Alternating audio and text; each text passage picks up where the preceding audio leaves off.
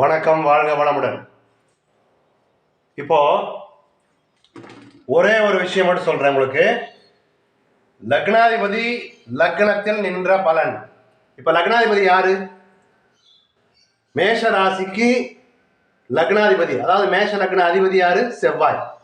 அதே மாதிரி விருச்சிகத்துக்கும் செவ்வாய் தான். இப்ப லக்னாதிபதி பாருங்க, ரெண்டு கோடு போட்டிருக்கு பாருங்க, ரெண்டு கோடு போட்டிருப்பாங்க ஜாதகத்துல. லக்னம் அப்படின்னு அர்த்தம், இல்லைன்னா லா அப்படிங்கிற எழுத்து போட்டிருப்பாங்க. அப்ப லக்னாதிபதி லக்னத்தில் நின்றால் ஒரு ஜாதகத்தில் இப்படிதான் இருக்கும், அல்லது வேற இடத்துல இருக்கலாம், அது வேற பிரச்சனை உங்களுக்கு. ஆனா கோல்சாரத்தில் அதையும் பார்க்கணும், அப்பதான் பலன் துல்லியமா வரும். நிறைய பேர் ஜாதகத்தில் இருக்கிற அமைப்பை வச்சே பலன் சொல்லுவாங்க, அதுவும் சரியாதான் இருக்கும். எவ்வளவு சதவீதம்? ஒரு 20%, 30% சரியா இருக்கலாம். ஆனா துல்லியமா பலன் சொல்லணும்னா அந்த கோல்சாரத்தையும் பயன்படுத்த வேண்டும், திசாபுதியையும் பயன்படுத்த வேண்டும். அப்போ லக்னாதிபதி லக்னத்தில் நின்ற பலன், நீண்ட ஆயுள், இது பொதுவா சொல்லக்கூடிய ஒரு விஷயம். நீண்ட ஆயுள், புகழ், அந்தஸ்து உடையவர், புத்தி உடையவர், சுயமுயற்சி உடையவர், சுய கௌரவத்திற்கு முக்கியத்துவம் தருபவர், தன்னம்பிக்கை கொண்டவர். இது எப்படி ஒரு ஜாதகத்துல இருக்கக்கூடிய அமைப்பை வச்சு சொல்றது. இப்ப கோல்சாரத்துல இதே நிலைமையில் இருக்கும்போது, அந்த காலகட்டத்துல அந்த திசை புத்தி நடக்கும்போது அந்தரமும் நடக்கும், இல்லைங்களா?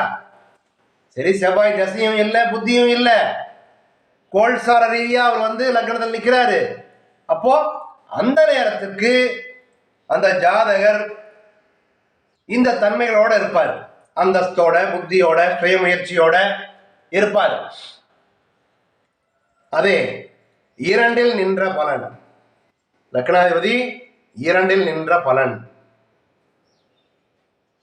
நல்ல கல்வி, உணவு பிரியர், பேச்சு திறன் கொண்டவர், பொன் பொருள் சேர்க்கை உண்டு, அறிவு மிக்கவர், சொத்து சுகம் உண்டு.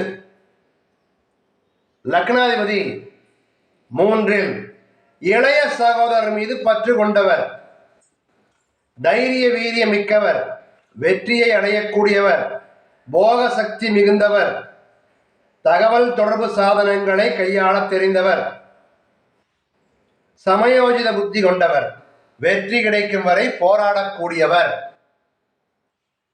நான்கில் நின்ற பலன், தாய் மீது பாசம் கொண்டவர், சுயநலம் மிக்கவர், வீடு வாகன ஆர்வம் உள்ளவர், பிரயாணங்களில் அதிக ஆர்வம் கொண்டவர், தன் சுகத்திற்கு முக்கியத்துவம் கொடுப்பவர்.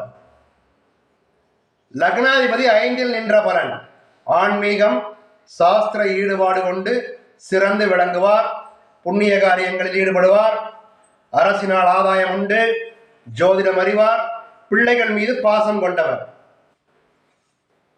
லக்னாதிபதி ஆறில் நின்ற பலன், கடன் தொல்லை, அடிக்கடி நோயினால் துன்பம், சத்துருக்களின் கவலை, வீண் விரோதம், போட்டி பந்தயங்களில் ஈடுபடுதல்.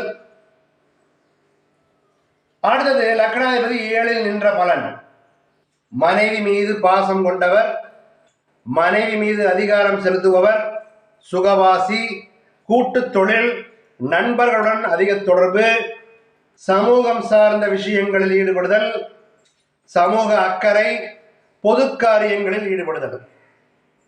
லக்னாதிபதி எட்டில் நின்ற பலன், வீண் வம்பு வழக்குகளில் ஈடுபடுதல், அடுத்தவர் சொல் கேளாதவர், மறைமுக நோய், சூது, வஞ்சகம், பிறர் மனைவியை நாடுதல், குற்ற நடவடிக்கைகளில் ஈடுபடுதல். லக்னாதிபதி ஒன்பதில் நின்ற பலன், தந்தை மேல் பாசம் கொண்டவர், ஆன்மீகம், சாஸ்திரம், போதனை தரும் சிந்தனை கொண்டவர், யோகங்களை அடையக்கூடியவர், நீதி நேர்மை மிக்கவர்கள், உபதேசம் செய்யக்கூடியவர், இரக்க குணம் உடையவர். லக்னாதிபதி 10ல் நின்ற பலன், சுயதொழில், தலைமை பண்பு கொண்டவர், எப்பொழுதும் காரியத்திற்கு முக்கியத்துவம் தருபவர், தொழில் பக்தி கொண்டவர், அதிகாரம் கொண்டவர், அரச மரியாதை பெறுபவர், 11 நின்ற பலன். லக்னாதிபதி 11 நின்ற பலன். தன் லாபத்திற்கு முக்கியத்துவம் தருவார். லாபம் எல்லாம் எந்த காரியத்திலையும் இறங்க மாட்டாங்க. மூத்த சகோதரன் மீது பற்று பாசம் கொண்டவர். மகிழ்ச்சியை நாடுவார். சிறந்த வியாபாரி. ஆராய்ச்சி மனப்பான்மை கொண்டவர். லக்னாதிபதி 12 நின்ற பலன்.